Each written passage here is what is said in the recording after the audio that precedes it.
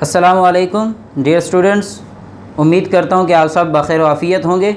आज हम chemistry first year का चैप्टर नंबर 1 बेसिक कॉन्सेप्ट्स का लेक्चर नंबर 4 स्टडी करने जा रहे हैं और आज का हमारा टॉपिक है रिलेटिव एटॉमिक मास।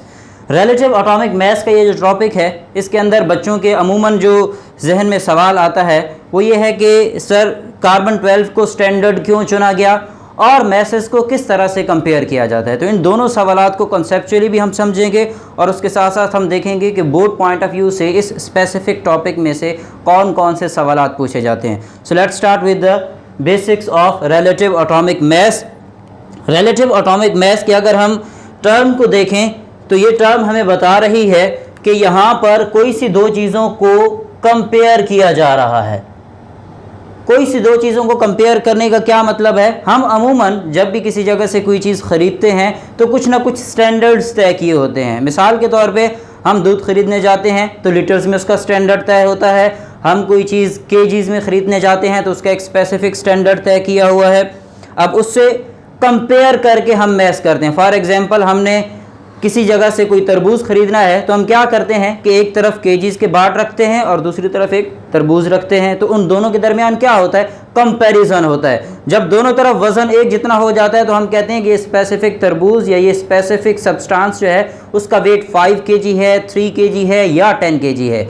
तो जब भी हम किसी चीज़ के मैस को या किसी भी चीज़ के वॉल्यूम को मेजर कर रहे होते हैं तो हम कंपैरेटिवली मेजर कर रहे होते हैं।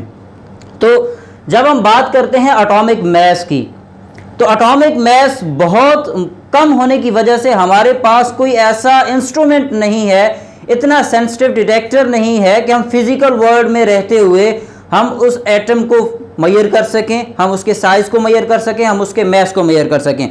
फॉर एग्जांपल, अगर हमें 10 केजीज़ शुगर को वेट करना हो तो हम एक आम तराजू की मदद से 10 केजीज़ शुगर को वेट कर लेते हैं। बट रिलेटिव एटॉमिक मास की हमें ज़रूरत क्यों पड़ी? Because size of atom is too small.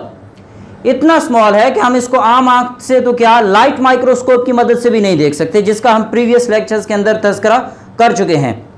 तो जब हम आम आंख से भी नहीं देख सकते, लाइट माइक्रोस्कोप से भी नहीं देख सकते, इलेक्ट्रॉन माइक्रोस्कोप की ज़रूरत है हमें स्ट्रक्चर ऑफ एटम को या साइज ऑफ एटम को मेजर करने के लिए, जो कि हमने मेजर किया हुआ है 2 × 10⁻⁻10 मीटर। और अगर मैं इसको नैनोमीटर में कन्वर्ट करता हूं तो ये बनता है 0.2 nanometre, because 1 nanometre is equal to 10⁻⁻9 metre. तो साइज ऑफ एटम की अगर मैं बात करूं तो साइज ऑफ एटम हमारे पास क्या है, 0.2 नैनोमीटर। और इसी तरह अगर मैं मास ऑफ एटम की बात करूं तो इट रेंजेस फ्रॉम 10⁻⁻22 to 10⁻⁻24 ग्राम। अब अगर मैं साइज ऑफ एटम और मास ऑफ एटम को देखूं तो ये इतने कम हैं कि हमारे पास कोई ऐसा इंस्ट्रूमेंट नहीं है, ऐसा सेंसिटिव बैलेंस नहीं है कि जिसके ऊपर हम एक एटम का मास फाइंड आउट कर सकें या उसका डायमीटर फाइंड आउट कर सकें। अब उसके लिए हमें ज़रूरत थी किसी स्टैंडर्ड की। तो जिस तरह लंदन के एक इंस्टीट्यूशन ने स्टैंडर्ड बनाया, उन्होंने एक मीटर रॉड बनाया और उन्होंने कहा कि आज से पूरी वर्ल्ड में 1 मीटर का ये एक स्पेसिफिक साइज़ है और उसी की कॉपीज़ बना के पूरी वर्ल्ड में भेज दी। 1 केजी के बाट का एक स्टैंडर्ड तय किया कि ये स्पेसिफिक वेट जो है ये 1 केजी है और फिर उसी की कॉपीज़ को पूरे वर्ल्ड में भेज दिया और आज हम उसी को स्टैंडर्ड के तौर पे कंसीडर करते हैं। जब हम बात करते हैं कि मास ऑफ एटम के लिए क्या स्टैंडर्ड होना चाहिए या फिर साइज ऑफ एटम को किस तरह से मेजर करना चाहिए, तो उसके लिए 1961 में साइंटिस्ट ने कुछ क्राइटेरिया तय किया। और वो क्राइटेरिया क्या था कि सबसे पहली बात कि हम उसको स्टैंडर्ड के तौर पे कंसीडर करेंगे जिसकी अबंडेंस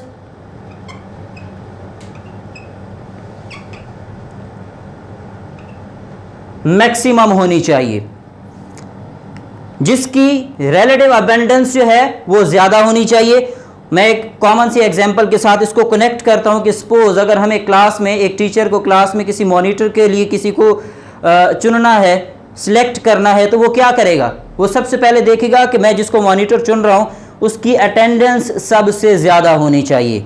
तो इसी तरह जब हम एटॉमिक मास के लिए स्टैंडर्ड चुन रहे हैं तो हमने सबसे पहला क्राइटेरिया क्या रखा है कि उसकी अबेंडेंस ज़्यादा होनी चाहिए। जितनी ज़्यादा उसकी अबेंडेंस होगी हम उसके मास के बारे में उतने ज़्यादा एक्यूरेट होंगे, हम उसकी प्रॉपर्टीज़ के बारे में उतने ज़्यादा एक्यूरेट होंगे। दूसरी बात, should not be least reactive.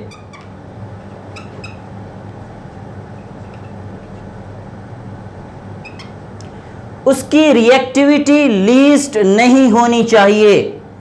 उसके बाद should not be more reactive.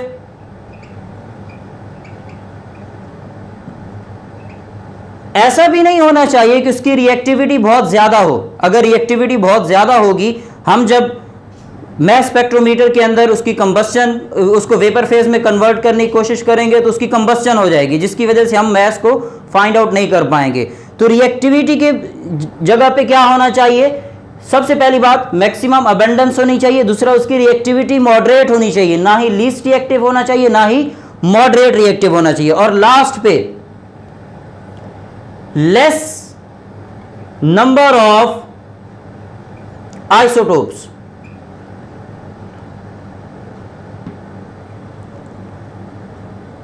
अब ये 4 स्टैंडर्ड्स उन्होंने तय किए कि इन 4 क्राइटेरियाज पे जो एटम्स पूरे उतरेंगे हम उनमें से किसी एक को स्टैंडर्ड के तौर पे कंसीडर करेंगे। सबसे पहले उन्होंने किसको स्टैंडर्ड के तौर पे जाना? हाइड्रोजन को, बट उसकी रिएक्टिविटी की इशू की वजह से हम उसको स्टैंडर्ड के तौर पे कैरी नहीं कर सके।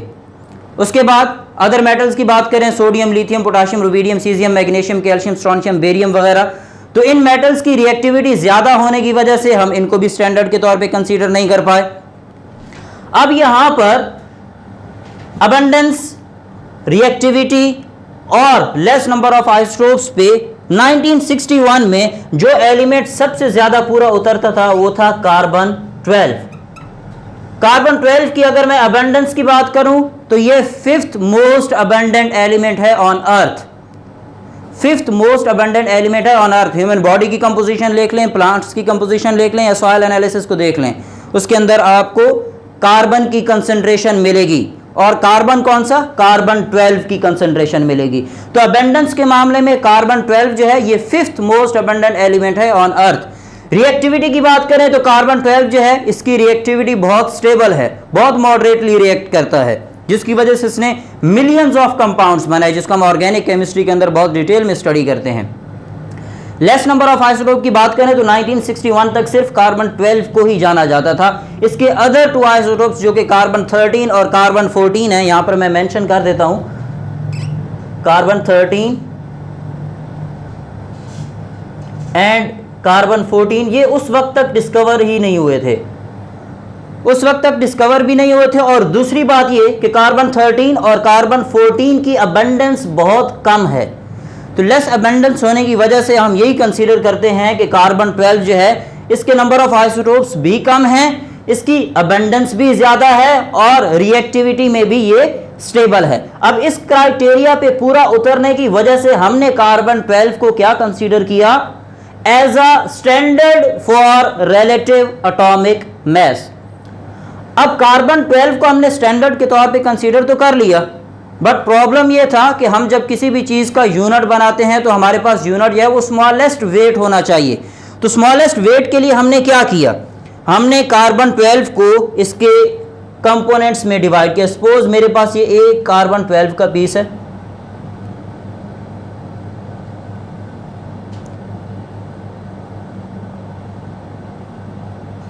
ओके, सपोज ये आपके पास कार्बन 12 है।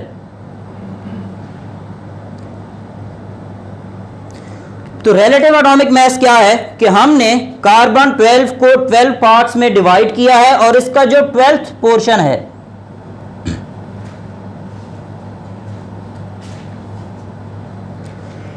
अगर मैं इसके 12 पोर्शन की बात करूं तो ये क्या बनेगा?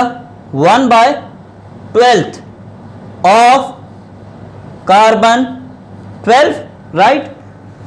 मैं इसको दोबारा से दोहरा रहा हूं कि मैंने यहां पर क्या बात की है। मैंने कार्बन 12 का एक आपके पास एक पीस लिया है और मैंने क्या किया है कि कार्बन 12 का जो एक एटम था मैंने उसके 12 पार्ट्स किए हैं। उसका जो 12वां हिस्सा है अगर मैं उसको ओवरऑल से कंपैरिजन करूं तो वो क्या बनेगा, 1/12 ऑफ कार्बन 12 बनेगा। अब ये जो 1/12 ऑफ कार्बन 12 था इसको हम दूसरे लफ्जों में क्या कहते हैं, AMU। इसको हम क्या बोलते हैं, एटॉमिक मास यूनिट। ये वो सबसे स्मॉलेस्ट वेट है जिसके साथ हम कंपेयर करते हैं किसी भी चीज को।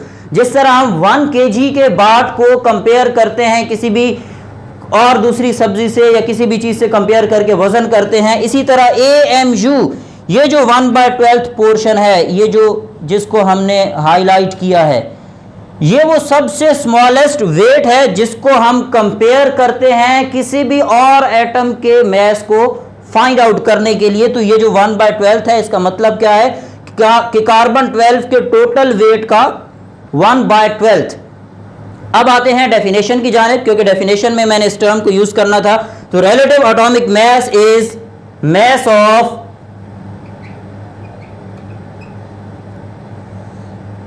Element compare to 1/12 mass of carbon 12 isotope. यहां पर आइसोटोप का वर्ड इस वजह से यूज करते हैं क्योंकि कार्बन 12 के अदर 2 आइसोटोप्स भी हैं, तो हम जिसकी बात कर रहे हैं वो कार्बन 12 आइसोटोप है। अब डेफिनेशन क्या बनी, mass of an element compared to 1/12 mass of carbon 12 is called relative atomic mass, is called relative atomic mass। तो ये आपके पास relative atomic mass की डेफिनेशन बन गई। अगर मैं इसके स्मॉलेस्ट यूनिट की बात करूं तो हमारे पास इसका यूनिट क्या है, इसका यूनिट हमारे पास है AMU, जिसको हम लिखते हैं एटॉमिक मास यूनिट।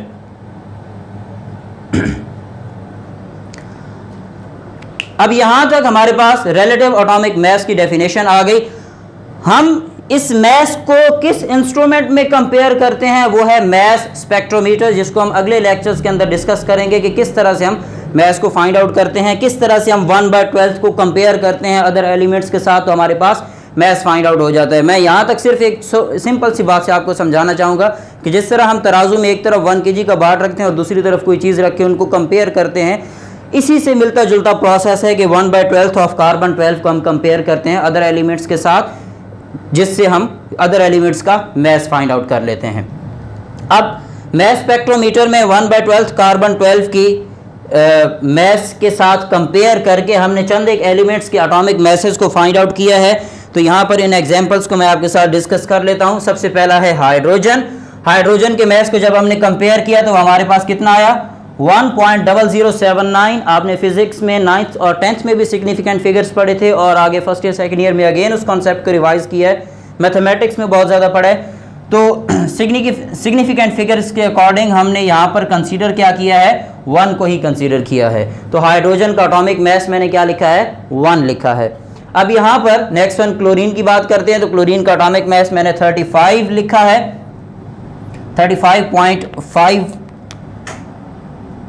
तो 35.5 की रीज़न क्या है कि सिग्निफिकेंट फिगर्स के अकॉर्डिंग नेक्स्ट डिजिट के अंदर 1 का इजाफा होगा, एडिशन होगा, तो आपके पास कंप्लीट जो टर्म बनेगी वो क्या होगी, 35.5 बनेगी। ऑक्सीजन का जो रिलेटिव एटॉमिक मास हमने फाइंड आउट किया वो कितना था, 15.99। तो ये यहाँ पर एक प्लस हो जाएगा, एडिशन हो जाएगा और आपके पास मास क्या बनेगा, 16।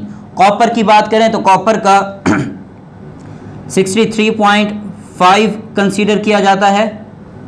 तो क्या बना आपके पास, ये सिग्निफिकेंट फिगर जो है ये एज इट इज़ हम यहाँ तक इसको ऐड करते हैं 63.5 को। नियॉन की बात करें तो नियॉन का जो एटॉमिक मास है वो 20.17 है।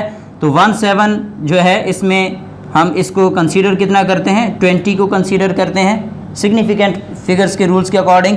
और यूरेनियम 238 की बात करें तो यूरेनियम 238 के मास को 238 से ही कंसीडर करते हैं, रिमेनिंग जो है हम उसको कंसीडर नहीं कर रहे होते। वाइल कैलकुलेशंस, जब हम कैलकुलेशंस की बात करते हैं तो यहाँ तक सिर्फ इनसिग्निफिकेंट फिगर्स को ही मद्देनज़र रखते हैं। अब यहाँ तक आपका रिलेटिव एटॉमिक मास का एक टॉपिक था जिसको हमने मुकम्मल किया है।